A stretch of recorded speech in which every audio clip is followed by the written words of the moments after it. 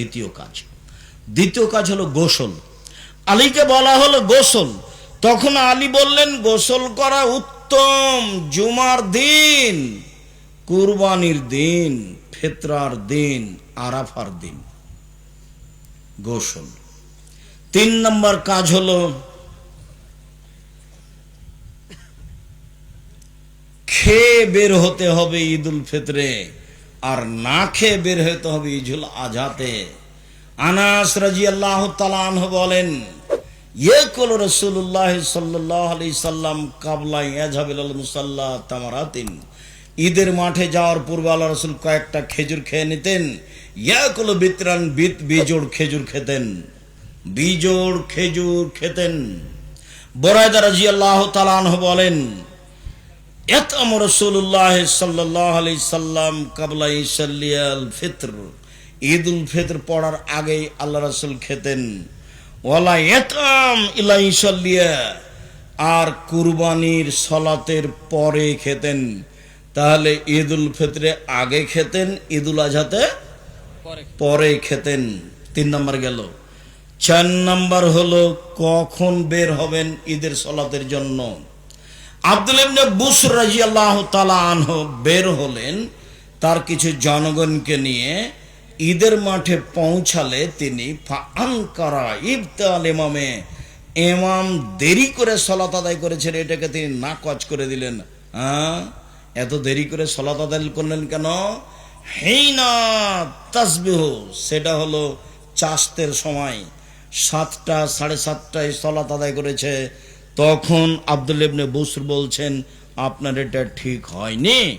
কাদ ফারাগানা হাজি সাত, এই সময় আমরা রাসূলের যুগে সালাত শেষ করে দিয়েছি, এখন আপনি সালাত শুরু করবেন মানে? তার মানে ঈদের সালাত শুরু হবে সূর্য ওঠার পরে। বাংলাদেশে কালিকাপুরে, রাজশাহীতে ঈদের সালাত শুরু হচ্ছে 7:30টা, 8টা, 9টায়। ঢাকার ঈদগাহে মাঠে একটা হলো 8টায়, একটা হলো 9টায়, একটা হলো 10টা। ধর্ম পৈতৃক সম্পত্তি, যার যা মনে লাগে সে তা করবে। ঈদের সালাত হবে সূর্য ওঠার পরপরই, 6টায়, 6:30টায়, ঠেকে না হয় 7টা, এর পরে যেতে পারে না। প্রয়োজনে মাঠ বড় হবে, তবুও হচ্ছে না। প্রয়োজনে মাঠ ভাগ হবে, এক ঈদের মাঠে একাধিকবার সালাত হবে না। সারা দুনিয়ার মানুষ করলে সারা দুনিয়ার মানুষ ইবাদতি, তারা রাসূলের সুন্নাত মানে না। কথা আরো আছে, খুব খেয়াল করে থাকতে হবে। এই ছেলে, সম্মানিত দিনী ভাই বোন, কখন বের হবেন, কিভাবে বের হবেন? পায়ে হেঁটে। এখরজু রাসূলুল্লাহ সাল্লাল্লাহু আলাইহি ওয়াসাল্লাম, আল্লাহ নবী পায়ে হেঁটে ঈদের মাঠে যেতেন, পায়ে হেঁটে ঈদের মাঠ থেকে আসতেন। পরে ভুলে যেতে পারে, আর একটা কথা রেখে রেখে 6।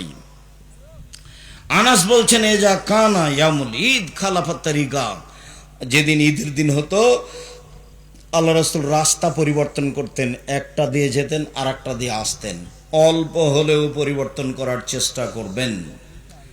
এইবার তাকবীর, এখনো ঈদের মাঠ থেকে, বাড়ি থেকে বের হয়নি, এখনো কোথায় আছি? বাড়িতেই আছি, এখন বের হব, তার প্রস্তুতি।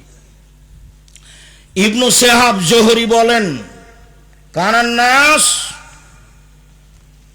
হিনামা ইয়াখরুজুনা ইউকাব্বিরুনা, বাড়ি থেকে বের হওয়ার সময় তাকবীর শুরু করতেন, হাত্তা ইয়াসুলুল মুসাল্লা, ঈদের মাঠে যাওয়া পর্যন্ত। বাড়ি থেকে বের হওয়ার সময় বলতেন ঈদুল ফিতরে, আল্লাহু আকবার, আল্লাহু আকবার, লা ইলাহা ইল্লাল্লাহ, আল্লাহু আকবার, আল্লাহু আকবার, ওয়ালিল্লাহিল হামদ, আল্লাহু আকবার কাবীরা, আলহামদুলিল্লাহ কাসীরা, সুবহানাল্লাহি বুকরাতান ওয়া আসীলা। এই দুয়ার আমি কোনোদিন প্রমাণ পেশ করতে পারিনি, যার কারণে এটা বলি না। এমনি বলবে সুবহানাল্লাহ, আলহামদুলিল্লাহ, আল্লাহু আকবার বলবে, অন্যথায় এটা বলবে আল্লাহু আকবার, আল্লাহু আকবার, লা ইলাহা ইল্লাল্লাহ, আল্লাহু আকবার, আল্লাহু আকবার, ওয়ালিল্লাহিল হামদ। হাত্তা ইয়াকসুরুল ইমাম, ইমাম যখন সালাতের জন্য বের হবে তখন এটা বন্ধ হয়ে যাবে। সারাদিন চলবে, তার এটা নিশ্চিত বিবরণ পাওয়া যায় না। তবুও বললে একদিন ফজরের পর থেকে নিয়ে সূর্য ডোবা পর্যন্ত ঈদুল ফিতরে আর ঈদুল আজহাতে হবে 1 তারিখ থেকে নিয়ে 13 তারিখ পর্যন্ত। ওটা লম্বা হয়ে গেল। ওই 10 দিন যে খুব দামি দিন, কি দিয়ে দাম পার করবেন? দামি যে তো কি দিয়ে দাম দিবেন? 1 তারিখ থেকে 13 তারিখ পর্যন্ত চলবে। আল্লাহু আকবার, আল্লাহু আকবার, লা ইলাহা ইল্লাল্লাহ, আল্লাহু আকবার, আল্লাহু আকবার, ওয়ালিল্লাহিল হামদ। খালি যারা হজ করতে গেছে তারা নাই খালি বলছে লাব্বাইক আল্লাহুম্মা লাব্বাইক, লাব্বাইক লা শারীকা লাক, লাব্বাইক ইন্নাল হামদা ওয়া নি'মাতা লাক ওয়াল মুলক লা শারীকা লাক। তোমার দরবারে উপস্থিত, আমরা তোমার দরবারে উপস্থিত, প্রশংসা তোমার, অনুগ্রহ তোমার, রাজত্ব তোমার, কোনো শরীক নাই তোমার। লাব্বাইক আল্লাহুম্মা লাব্বাইক, লাব্বাইক লা শারীকা লাক, লাব্বাইক ইন্নাল হামদা ওয়া নি'মাতা লাক ওয়াল মুলক লা শারীকা লাক। ওরা না এটা বলছে, আমাদের বলার কিছু নেই, আমরা একবারে মাঠ ঘাট একাকার করে দেবো। আল্লাহু আকবার, আল্লাহু আকবার, লা ইলাহা ইল্লাল্লাহ, আল্লাহু আকবার, আল্লাহু আকবার, লিল্লাহিল হামদ। ইখরুজু আবু হুরায়রা আব্দুল্লাহ ইবনে উমর ইলা সুক ফিল আইয়ামিল আশর। আব্দুল্লাহ ইবনে উমর আবু হুরায়রা যুলহিজ্জার 1 তারিখ থেকে নিয়ে 13 তারিখ পর্যন্ত বাড়ি থেকে বের হতেন, বাজারের দিকে রাস্তায় বলতেন আল্লাহু আকবার, আল্লাহু আকবার, লা ইলাহা ইল্লাল্লাহ, আল্লাহু আকবার, আল্লাহু আকবার, লিল্লাহিল হামদ। ওই কবরের নাস মা তাকবীরাতিহিমা, ওদের দুইজনের সাথে যারা শুনতো রাস্তাঘাটে বাজারে, তারা বলতো আল্লাহু আকবার, আল্লাহু আকবার, লা ইলাহা ইল্লাল্লাহ, আল্লাহু আকবার, আল্লাহু আকবার, লিল্লাহিল হামদ। পুরুষেরা এবার ঈদের মাঠে যাচ্ছে, তাহলে মহিলাদের সাথে নেন, তারপরে তখন ঈদের মাঠ। এখন আমরা কোথায় আছি? রাস্তায়, বাসা থেকে বের হচ্ছি, মহিলারাও বের হবে। উম্মাতিয়া রাদিয়াল্লাহু তাআলা আনহা বলেন, উমিরনা নুখরিজাল হুইয়া জাজাতিল খুদুরে, আমাদের ঋতুবতীদেরকে ঈদের মাঠে যেতে বলা হয়েছে, যুবতী মেয়েদেরকে বলা হয়েছে, ভালো মহিলা তো ঈদের মাঠে যাবেই, ঋতুবতীও যাবে। আব্দুর রাজ্জাক সাহেব কালিকাপুরে মহিলাদের ব্যবস্থা নেই বলে ওরা কি আরে ধানের কি আরে দাঁড়াবে মাঠে, রাস্তায় দাঁড়াবে। গ্রামবাসী করে না কেন? সাথে সাথে করতে 24 ঘন্টার মধ্যে মহিলাদের জন্য ঈদের ব্যবস্থা করতে হবে।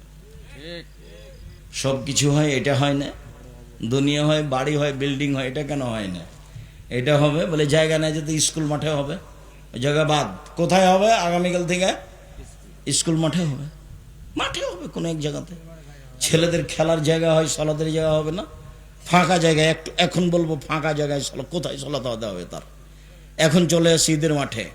এইবার ঋতুবতী মহিলারা ঈদের মাঠে যাবে, ভালো মহিলা তো যাবেই। সলাতের সময় ঋতুবতী মহিলারা পৃথক হয়ে থাকবে। ইয়াসাদনা জামাতাল মুসলিমিনা দাওয়াতাহুম, তারা মুসলমানদের তাকবীরে দুয়াতে শরীক হবে এবং বক্তব্য শুনবে। ইকাব্বিরনা মান নাস, ঋতুবতী হায় জ্বলা মহিলারা বলবে লাব্বাইক আল্লাহুম্মা লাব্বাইক, লাব্বাইক লা শারীকা লাক, লাব্বাইক। মহিলারা বলবে আল্লাহু আকবার, আল্লাহু আকবার, লা ইলাহা ইল্লাল্লাহ, আল্লাহু আকবার, আল্লাহু আকবার, লিল্লাহিল হামদ। ঋতুবতী হায় জ্বলা মহিলারা বলবে আল্লাহু আকবার, আল্লাহু আকবার, লা ইলাহা ইল্লাল্লাহ, আল্লাহু আকবার, আল্লাহু আকবার, লিল্লাহিল হামদ। তো তাহলে মধ্যেখানে কথা বলেনি, এখন মহিলার হজ তো ওই তো অরত ঋতু হয়ে গেছে, তাহলে ওও বলবে লাব্বাইক আল্লাহুম্মা লাব্বাইক, লাব্বাইক লা শারীকা লাক, লাব্বাইক ইন্নাল হামদা ওয়া নি'মাতা লাক লা শারীকা লাক। ঋতু অবস্থায় কোনো মহিলা কাবা ঘর তওয়াফ করতে পাবে না, এটা বন্ধ থাকবে। সালাত তালবিয়া চলবে। ঋতুবতী মহিলার হজ করতে গিয়ে ঋতু শুরু হয়ে গেলে, হাই শুরু হয়ে গেলে কাবা ঘর তওয়াফ করা নিষেধ, সালাত আদায় করা নিষেধ। এই দুটা কাজ বন্ধ। বাকি কোরআন মাজিদ পড়বে, হাজিরা যা করে তাই। কোরআন মাজিদ ধরে পড়বে হায় জ্বলা মহিলা। কেন? হাজিরা ধরে পড়ছে। আল্লাহ রাসূল বলছেন ইসলাম আয়াসুল হজ। আয়েশা কাঁদছ কেন? বলে এই যে আপনারা তো উমরা নিয়ে যাবেন, হজ নিয়ে যাবেন, আমার এখন হায়েজ হয়েছে, আমার তো উমরা হলো না, আমি এখন কি করি, তাই আমি কাঁদছি। আর এগুলো তো আদমের মেয়েদের উপরে ফরজ করা হয়েছে, তুমি চিন্তা করো কেন? হ্যাঁ, ইসলাম আয়াসুল হজ, হাজিরা যা করে তুমি তাই করো। তুমি কাবা ঘর তওয়াফ করবে না আর সালাত আদায় করবে না, বাস হাজিরা যা করে তাই করো। হাজিরা বলে লাব্বাইক, তুমিও বলো লাব্বাইক। হাজিরা বলে সুবহানাল্লাহ, তুমিও বলো সুবহানাল্লাহ। হাজিরা কোরআন তেলাওয়াত করো, তুমিও কোরআন তেলাওয়াত করো, যা আছে সবই করো, শুধু দুইটা। কি বলেন তো দুইটা কি? এক সলাত আর তপ, এটা করতে পারবে না। ঋতুবতী মহিলার ঈদের মাঠে যাবে, যাবেই। একজন মহিলা বলল, আল্লাহ রাসূল এহদানা লাইসা লাহা জিলবাব, আমাদের অনেকের মহিলাদের না কারো কারো চাদর নাই, তো কি গায়ে দিয়ে যাবে? দেখছেন চাদর লাগবে। উপস্থিত বৈঠকের মুসলিম বোন, আপনি ওভাবে এসছেন কেন? ছোট ব্লাউজ পরে দেবরের মোটর সাইকেলে এসছেন আপনি? ছি ছি ছি ছি, দেবরকে ওভাবে ভালোবাসছেন কেন? দেবর আপনার দেবর, তাকে মূল্যায়ন করতে হবে, এ কথাই ঠিক। কিন্তু ভালোবাসা দিয়ে আদর করে কথা বলে মজাক করে তাকে সম্মান করতে হবে, এ কথা ঠিক নয়। আমাদেরও বাড়িতে আছে পুরুষ নারী, একজন আর একজনকে জানে না। আমার একটাই ছোট ভাই মুস্তফা কামাল, একটাই, আমরা দুই ভাই। এখন পর্যন্ত মুস্তফা কামাল জানে না যে ওর ভাবি কেমন, অথচ ও আমাদের বাড়িতে আছে, থাকছে, খাচ্ছে। ওই কিছুদিন থেকে একটু কমেছে, এই অল্প কদিন থেকে, 2, 4, 5, 7 বছর থেকে হতে পারে। সম্মানিত দিনী ভাই বোন, ওটা ব্যক্তিগত ব্যাপার। যখন মানুষ নিজ স্বাধীনতা, নিজের মান সম্মান বিবেচনা করে কোনো মহিলা, তখন সে পথঘাট বের করে নেয়। কোনো মহিলা যখন নিজের পর্দাকে নিজে রক্ষা করব মনে করে, তখন কি করে নেয়? পথঘাট বের করে নেয়। কিছু কঠিন হতে পারে, হয় স্বাভাবিক। সম্মানিত দিনী ভাই বোন, কোথায় আছি এবার? ঈদের মাঠে। ঈদের মাঠে এবার চলেন, ঈদের মাঠে যাই। ইখরাজ রাসূলুল্লাহ সাল্লাল্লাহু আলাইহি ওয়াসাল্লাম ইলাল মুসাল্লা তুহমালুল আনাজা, একটা লাঠি সাথে নিয়ে যাওয়া হতো। ফানসে বাবাইনা ইয়াদাইহি, লাঠিটা সূত্রা হিসাবে গেড়ে দেওয়া হতো। ফাইসাল্লি আলাইহা, আল্লাহ রাসূল সে লাঠির দিকে মুখ করে সালাত আদায় করতেন। ওয়া নাযালিকা লা ফাদা ফিহা ইস্তাতার বিহি, লাঠি গাড়া হতো কেন? ঈদের মাঠে কোনো কিছুই ছিল না যা সামনে রেখে সালাত আদায় করা যায়, এই জন্য ফাঁকা জায়গায় ঈদের সালাত হতো। এই জন্য শুনুন, খুব ভালো করে শোনেন, আল্লাহর নবী ফাঁকা জায়গায় যাচ্ছে ঈদের সালাত আদায় করতে, মসজিদে নববীর উপর দিয়ে যাচ্ছে। মসজিদে নববীর এক সাইডে বসবাস করেন। মসজিদে নববী এমন মসজিদ যেখানে 2 রাকাত সালাত আদায় করলে অন্য মসজিদের চেয়ে 1000 গুণ বেশি নেকি হবে। এই মসজিদে পাড়া দিয়ে, পা দিয়ে, ওর উপর দিয়ে হেঁটে 500 গজ দূরে গিয়ে ফাঁকা জায়গায় সালাত আদায় করছেন, সেখানে কোনো কিছুই নেই। অতএব ঈদের মাঠকে বাসর ঘর করে সাজানো হারাম। ঈদের মাঠ মেহরাব তৈরি করা হারাম। ঈদের মাঠে মিম্বার তৈরি করা হারাম, বিদাত। ঈদের মাঠে বাঁশ দিয়ে সাজানো বাসর ঘর করা, 3-4 বার সালাতের জন্য ঢাকার সেই জাতীয় ঈদগাহের মতো, এগুলো সব কাবিরা গুনাহ, হারাম। আব্দুর রাজ্জাক সাহেব দুনিয়াবাসী করছে, যে শুধু দুনিয়াবাসী না, সারা পৃথিবী করবে। শিরক আর বেদাত মানুষের কাছে প্রিয় হয়ে যাবে। শিরক আর বেদাত মানুষের কাছে কি হয়ে যাবে? প্রিয় হয়ে যাবে। ও তো কোনো সময় বলবে না যে এভাবে কিয়াম করে, এভাবে মিলাদ করা বিদাত। ও তো ইবাদত মনে করে করছে। আপনি আহলে হাদিস মানুষ, আপনি কি কম করেন? আপনি তার চেয়ে বেশি করেন বিদাত। ওর 10টা চলে, তো আপনার যদি একটা চলে, তো তার 10টা চলবে। আপনি তো বেদাত করতে খুব মজবুত। আপনি ইফতার দেরি করে করেন। আমি বলছি যে হাদিসে যা বলছে তাতে সরকারি ভাবে সূর্য ওঠার যে সময় দেওয়া আছে তার 30 মিনিট আগে হতে হবে, তাহলে হাদিসের উপর আমল হবে। তা আপনিও বলছেন যে একটু দেরি করি 3 মিনিট, তো কি হলো এটা? আপনি রমজান মাসে একবারে ডাকছেন, আপনারা একবার আস্ত আহলে হাদিসের মসজিদে বলছে আপনারা উঠেন, সাহারি খান, আর 20 মিনিট আছে, 5 মিনিট আছে। এত মাতাব্বরি পেলেন কোথায়? কে বললো আপনাকে এগুলো? হ্যাঁ, কেউ আপনাকে কিছু বলে না? আপনার হুঁশ হয় না? ওই সময় আপনি চিল্লান তো কেউ তো তারাবি পড়ে। আমি তো জামাতে তারাবি পড়ি না। আমি তো ওই রাত্রি 10টায় বা 11টায় বা 12টায় বা 1টায় উঠে সালাত শুরু করেছি। আমি তো আজান, ফজর আজান পর্যন্ত সালাত আদায় করবো। তা আপনি যে চিল্লাচ্ছেন যে এখন 3টা বাজে আপনারা উঠেন, তারপর মাঝে মধ্যে কোরআন মাজিদ পড়ছেন, গাজাল পড়ছেন, তা আপনার গাজালের কারণে তো আমি ইবাদত করতে পারছি না। আপনি একটা আস্ত বেদাতি বদ মানুষ। আপনি বলছেন যে আমি ভালো দেখাচ্ছি, ওই ভালো রসুল দেখাননি, সাহাবী দেখানোর প্রয়োজন নাই, দিলে আজান দিতে হবে, না হলে কিছু না। আগেকার আমার মা চাচিরা কি দেখে ভাত রান্না করতো? 3 তারা, 7 তারা, 3 তারা, এই যে সেটা করব। আপনার চিৎকার শুনতে রাজি নই, সাইরিন বাজানো শুনতে রাজি নই, আপনারা উঠেন শুনতে রাজি নই, 5 মিনিট আছে শুনতে রাজি নই। সব হারাম, সব বেদাত। ঈদের মাঠে সব কিছুই হারাম।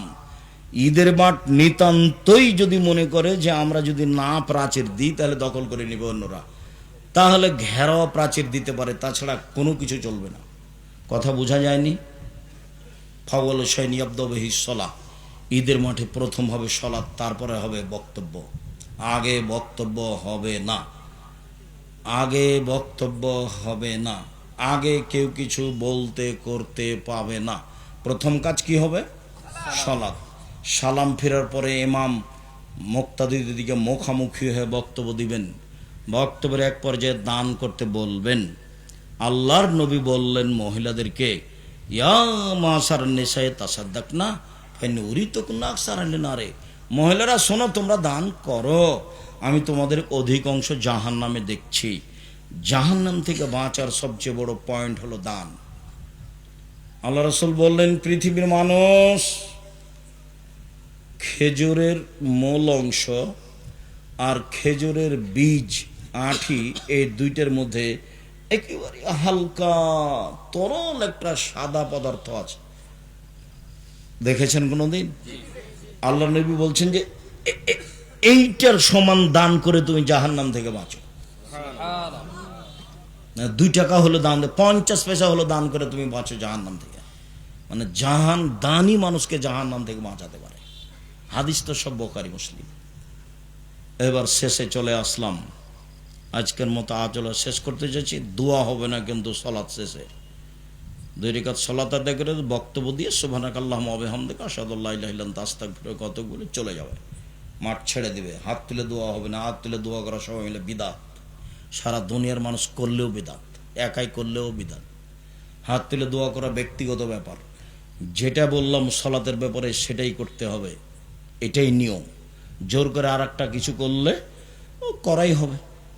হুজুরের দাপটে হবে। হুজুর তো বলেছে, কে বলছে 7 ভাগে কোরবানি চলবে না, তা আপনিও করলেন, হলো। তো হুজুর বলেছে, কে বলেছে হাত তুলে দেওয়া চলবে না, কে বলেছে আগে বক্তব্য দেওয়া যাবে না, তা আগে বক্তব্য দিল, ঠাঁসানে চেয়ারম্যান দিল, মেম্বার দিল, তারপর হুজুরও দিল। আমি যদি কোনোদিন কোনো মাঠে উপস্থিত হই, চেয়ারম্যান তো বহুদূরের কথা, উপর থেকে উপরে যারা আছে এমন কোনো মানুষ থাকবে না মাঠে যে সাহস করতে পারে আমার সামনে বক্তব্য দিতে পারে। ওই হিসাবে আমি রাখি না, ওকে আমি উঠাই আর বসাই, উঠাই বসাই। আল্লাহ কোনো দিন পিছিয়ে নিয়ে যায়নি, আল্লাহ ওইভাবেই রেখেছে। আলহামদুলিল্লাহ, আলহামদুলিল্লাহ, আলহামদুলিল্লাহ, আলহামদুলিল্লাহ। কোনো দিন আল্লাহ কোনো মানুষের অধীনে রাখেনি, একবারে ফ্রি রেখেছেন। যার কারণে কোরআন হাদিস খুব স্বাধীনভাবে বলতে পারি আলহামদুলিল্লাহ। কোন সময় কোনো বাধার মুখোমুখি হয় না। কেউ যদি পথ খরচ না দেয় তো তা আসে যায় না, ওকেই পাল্টা পথ খরচ দেবো ইনশাআল্লাহ। যার জন্য আল্লাহর শুকরিয়া আদায় করি, মাঝে মধ্যে সিজদা করে শুকরিয়া আদায় করি। আলহামদুলিল্লাহ, তোমার শুকরিয়া আদায় করি। ভুল ত্রুটি যদি হয় তুমি মাফ করো, আমার ভুল দিয়ে তুমি জামিয়া সালাফের ক্ষতি করো না। আমি মানুষ হিসাবে ভুল করে জামিয়া সালাফের ক্ষতি করতে চাই না। তুমি সর্বশক্তিমান, তুমি জামিয়া সালাফে কবুল করো। সম্মানিত দিনী ভাই বোন, আব্দুল্লাহর মিন্নাতুল বারী 2য় খণ্ড বের হয়েছে। ব্যতিক্রম বই বুখারীর ব্যাখ্যা 2য় খণ্ড। অনেক বড় সাধনার কাজ, অনেক বড় কাজ, অনেক বড় সাধনার কাজ। ওটা আপনাদেরই ছেলে, আপনাদেরই ভাই, দোয়া করবেন তার জন্য। তার কয়েকটা বই আছে, আর আমিও খাকসার আমারও কিছু যেগুলো বই আছে, সবাই নিয়ে যাবেন আলিতে সম্পত্রিকা, কেউ ছেড়ে যাবেন না। এটা আমার অনুরোধ। 30 টাকাতে একটা পত্রিকা নিয়ে যাবেন। আপনার টাকা দিয়ে কিন্তু পত্রিকা ছাপে, 2.5-3 লাখ টাকা হয়, প্রশ্নের উত্তর হবে না। তো আমার দিনী ভাই বোন সবাইকে বলছি, ওই আর আব্দুল্লাহ না, প্রশ্নের উত্তর হবে না, ওই প্রশ্নের উত্তর পত্রিকায় আসবে। আছে আব্দুল্লাহর সিলেবাস আছে, মক্তব পরিচালনার সিলেবাস। আমি আপনাদেরকে যে আলোচনাটা করলাম সে আলোচনা মেনে চলার অনুরোধ জানাচ্ছি এবং সবাকেই দুয়ার বই আছে, নামাজের উপরে আমার লেখা বই আছে, এসব বইগুলো সবাকে নিয়ে যেতে বলছি। টাকা না থাকলে একটা পত্রিকা হাতে করে যাবেন, আব্দুল্লাহর সিলেবাস নিয়ে যাবেন, আল ইতিসাম পত্রিকা নিয়ে যাবেন 30 টাকা দিয়ে। আমার দিনী ভাই বোন যারা আমার দিনী বোন আছেন তারা দেখেন, বেগম রোকেয়া বই লিখেছিল অবরোধবাসিনী, বেগম রোকেয়ার বিপরীত বই লেখা হয়েছে কেন হবো অবরোধবাসিনী। তো আব্দুল্লাহর মিন্নাতুল বাড়ি সবাই নিয়ে যাবেন, বই পুস্তকগুলো স্টেক্স নিয়ে যান। আমার দিনী ভাই বোনকে বইগুলো সংগ্রহ করার অনুরোধ জানিয়ে